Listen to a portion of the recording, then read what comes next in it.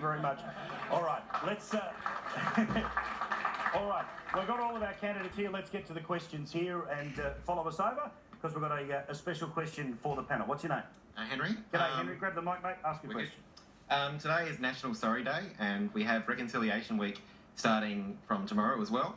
Currently, Indigenous kids are 24 times more likely to end up in prison than non-Indigenous kids.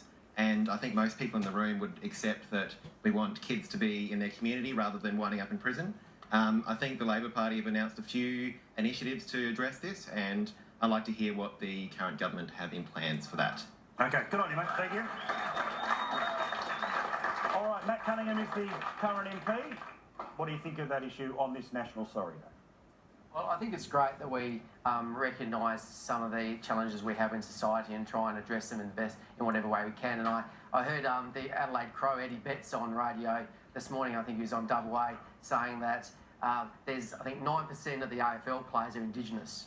And the Indigenous people represent, I think it's around 1% of the population or slightly higher. Now, so they're role models and they do a great job. And I know through following my local football team, Port Adelaide, it says had some wonderful Indigenous. Come on. I knew somebody was going to do it. I thought we were in the Port Adelaide area. Anyway, so Gavin Wanganeen, the list goes on, and they go out in the community and they try and be role models for future Indigenous. And I think that's a great stepping stone. And there's various programs, whether it be at a state level or federal level, where the government's supporting role models to try and help Indigenous children. And the communities. Now, something that you might be aware of is the welfare card. I think that's a step in the right direction. It's been trialled over in Ceduna in South Australia.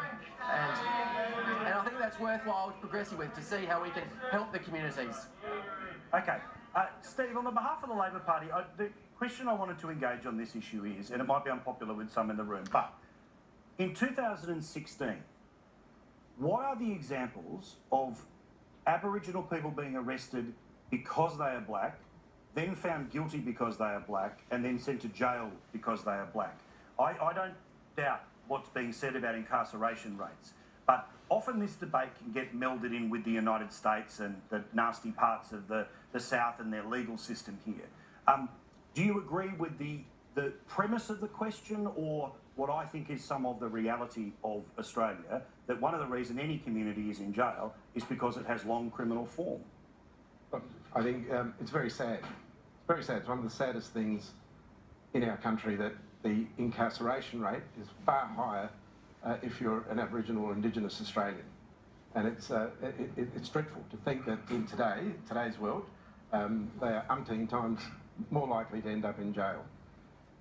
What we have to do as governments, as a community, as everything else, is put programs in place that give people the same advantages that we have, the same opportunities, and to ensure that, especially through education, through training, through role models, and I was very proud to announce back in, I think it was 2011, the Work, Earn or Play, which was all about something that Matt just spoke about, but kids at school, if they wanted to play footy, if they wanted to play a particular sport that they were in love with, they either had to go to school, train, or work, one of the three.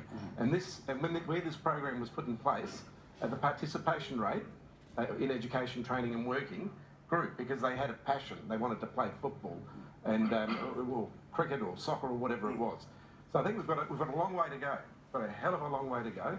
But we should be doing everything we can because it is very sad in today's world, in a country like Australia, where we have plenty, we have a particular small section of the community that is absolutely missing out, which causes all these other problems that we're talking about. Okay. Thank you, Steve. All right, let's get a question here. What's your name?